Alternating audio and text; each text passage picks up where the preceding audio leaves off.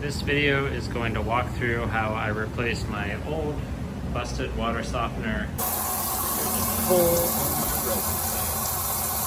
with this new Rheem one. Preferred Plus 42,000 grain RHS42. The installation steps aren't that many here. Plumb your lines to these things. Stick this drain hose on, that's the overflow drain, and attach one other drain back here, and then plug it in.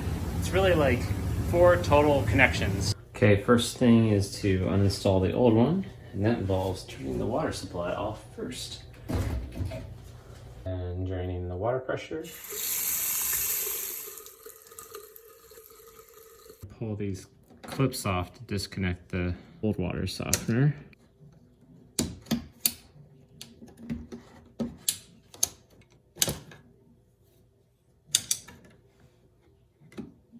And also undo the drain hose here.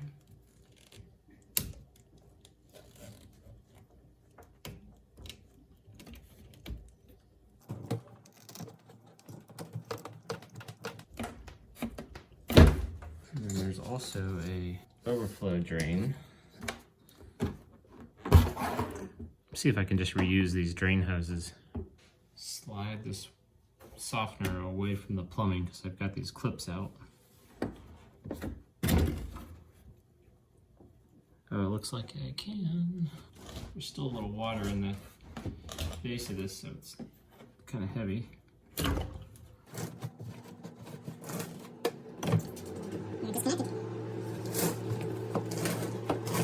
That's what 23 years looks like. Sadly, I'm not going to be able to reuse this inlet valve because the distance is slightly different. The new bypass valve comes with these adapters with clips and an O-ring to go to an NPT thread. And I think that might be the thread that goes in here. So maybe if I just hacksaw this thing in half, I can actually unscrew these pieces. The downside is that once I destroy this bypass valve, I can't turn my house water on again. Okay, this might be a bad idea, but...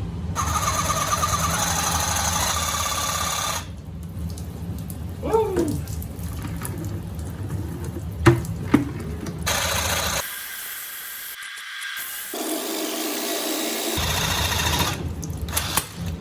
Pieces. Can I unscrew it now? Oh, I think I can.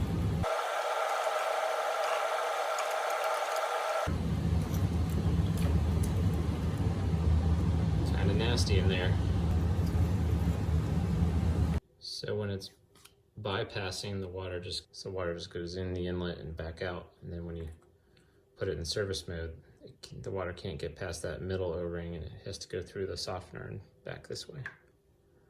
Screw my new adapters on here.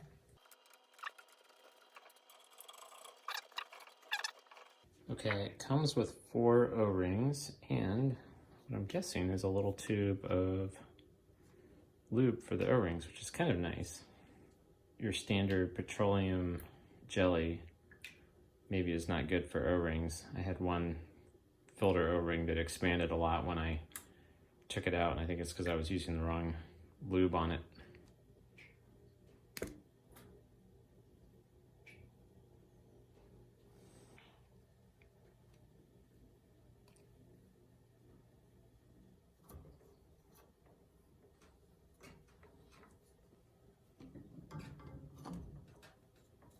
Just up to the O-rings at this point.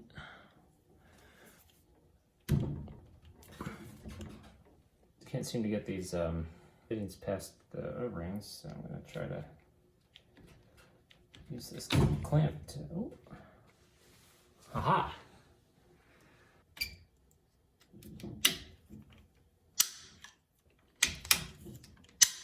There we go.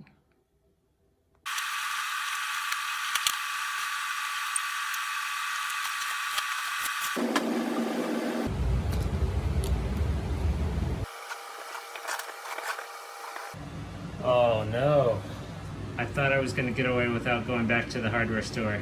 I got to figure out some way to at these pipes. See, these are hard piped in. I can't just lift this up 4 inches. Okay, I'm back from the hardware store. Now I have these 2 flexible hoses. On one end, it's a Sharkbite thing that goes into 3/4 copper. And then on the other end is the 1-inch NPT female threads that'll go into the plastic fittings on the bypass valve. Okay, I'm gonna put my bypass valve in here so I can get a better estimate on the height.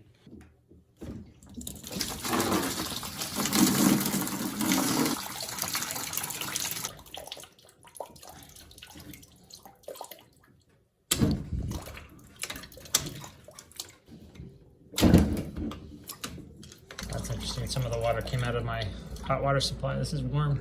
I guess you should drain the hot and the cold water when you turn off the supply. You can take the top off just by kind of pulling that back part off. It gives you better access to these clips on the main inlet and outlet. They ship the power supply back here. Take these clips off for now.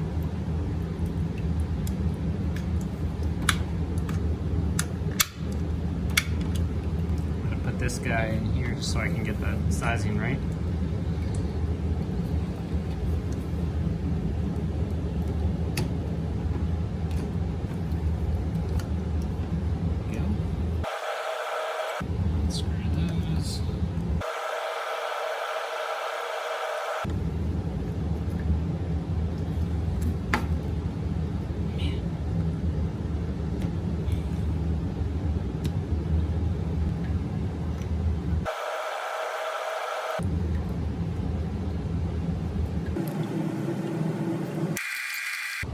Read that this has to go 1.1 inches onto the pipe. So wherever this is, I need to cut it at least 1.1 inches down, and maybe a little more, because I can always bend this a little bit, but I don't really want to put pressure on it either. Okay, I want the end of it right there. 1.1 inches. So that's almost 1 1/8. So that'll be my cut line right there, where I want the end of it to go, right there. To cut the pipe, I've got this pipe cutter. All right. So I'll keep tightening this just a little bit every time I do a revolution. Ooh. Okay. I don't have any emery cloth. I'm going to try this 320 sandpaper.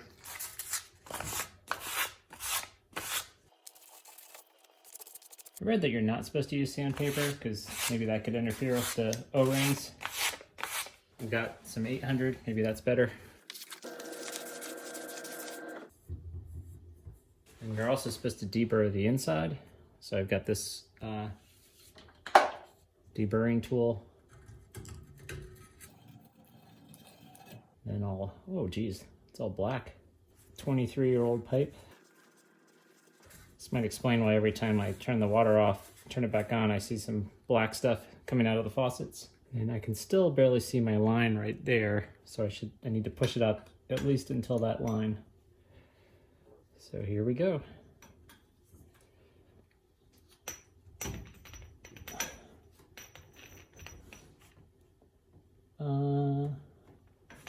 Doesn't feel like it's going to go a full inch.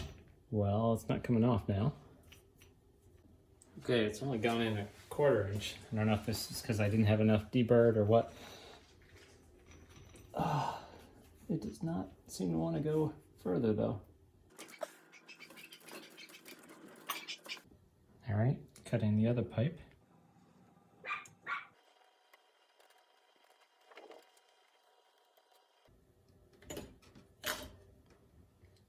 There it goes. So my Sharkbite should, I think, go all the way up to maybe 1/8 of an inch before that other one.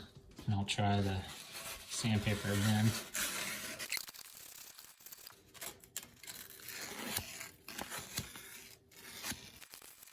So it should be getting all the way to here-ish.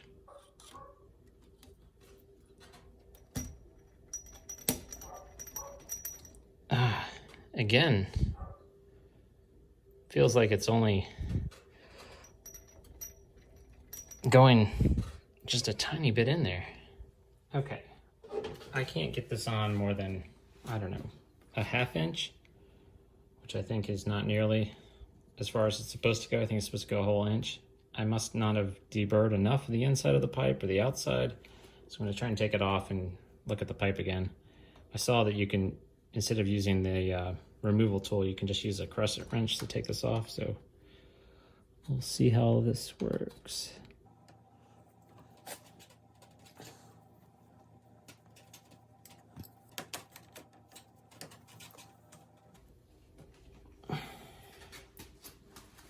So far, so bad.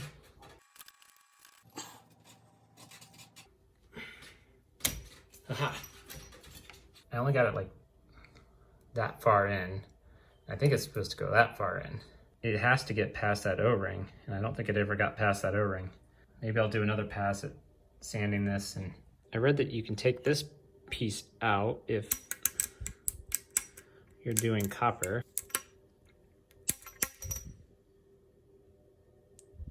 So there that goes. Yeah, so you can see the metal pipe is supposed to go all the way into that shoulder right there. And I was only getting just past these teeth. And this is how the release mechanism works. It basically, when you push this outer ring in, it pushes all the teeth back so they don't bite into the copper, I guess. 1.1 inches, so just under 1 1/8. I can't really feel any burrs, but maybe there are some, so I'm just gonna file down. Okay, there's nothing that's going to contact the inside of my pipe. So the only thing that's going to keep it from getting inserted is a burr on the outside. I'm going to try one more time to insert this thing.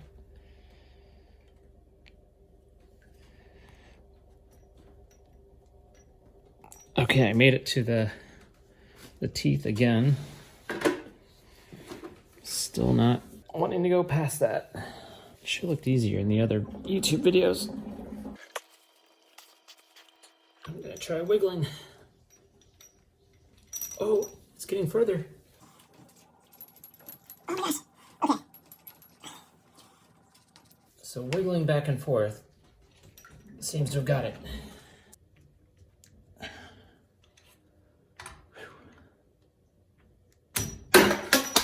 So I'm going to try filing this one down and trying to sand off any burrs, even though I can't feel anything.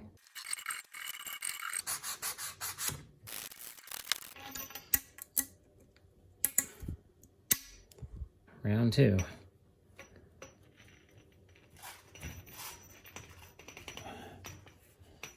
I think it's moving slowly as I wiggle it.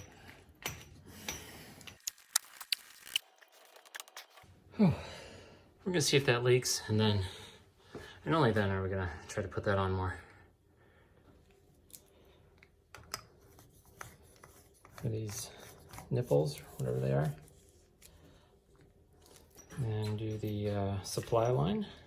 Oh, it actually has a rubber gasket in there, so I think that's actually what makes the seal here, not the threads. So maybe that really only has to be hand tight. Put these guys back in.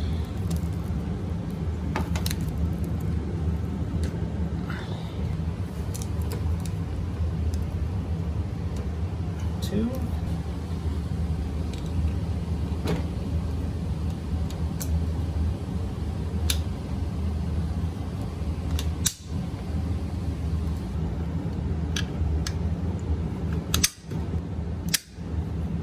Okay, I've got my new plumbing with the Sharkbites from my supply, from the well to the inlet, and then back out again up there. So far, no leaks on the inlet Sharkbite. No leak on the outlet Sharkbite yet.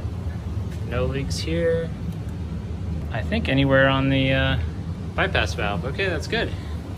It says the drain lines, both the overflow and the main drain line, should be 1.5 inches over the drain with an air gap. And I think that's if sewage comes back up this way, it won't get pumped into the water softener. I have a septic tank, so I don't think there's a lot of chance that sewage is gonna pump back up through this, because this is actually my sump pump. So I've just got these sitting here. And I've got a radon system, so it's pulling vacuum on my drainage pipes throughout the house. So this is actually a little like water trap. It's actually a fair amount of water flow coming out of this drain during the rinse and the backwash cycle. I don't know if having it just not go straight into here is a good idea. So it came with this plastic hose that you're supposed to use for both the drain and the overflow, I guess. I'm just going to install the existing hoses I had. It's amazing how similar these things are. I guess the technology hasn't really changed in 20 years.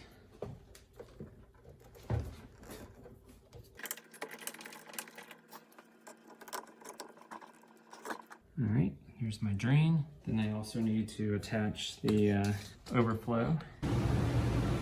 Next step is to install the grommet and the overflow drain.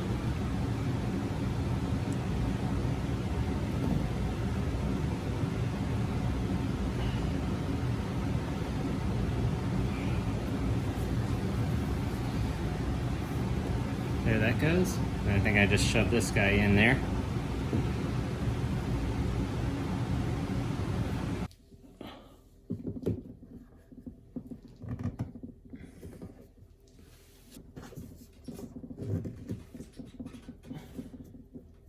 Here we go.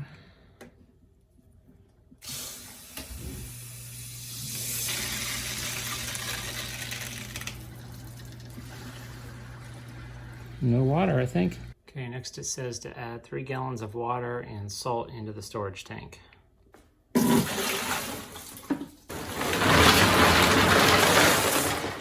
Salt is added. Time to plug it in and program.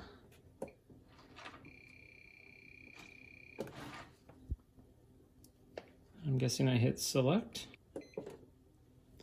Set my hardness. I think it's around 25. Recharge time 2 a.m. Sounds good. So this is salt, sodium chloride, or KCl for potassium chloride. I just use sodium chloride. And we're rolling. On your first use, you should sanitize it. To put 6 tablespoons of bleach.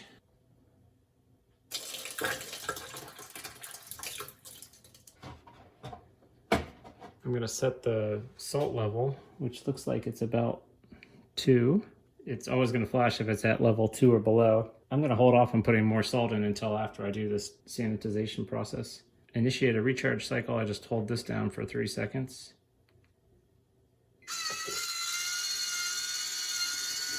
And here we go. So at this point, it's in the fill part of the recharge cycle, where it's putting water into this tank. So that's going to be mixing with the bleach I just poured in there, because there's little slots in this thing to let the water mix through there. The only purpose for this tube is to prevent the salt from interfering with the float valve. So that's it. I think I just have to put the lid back on. It's kind of nice. The light shows through this little translucent cover here. And if I want to look inside, there's even a tank light.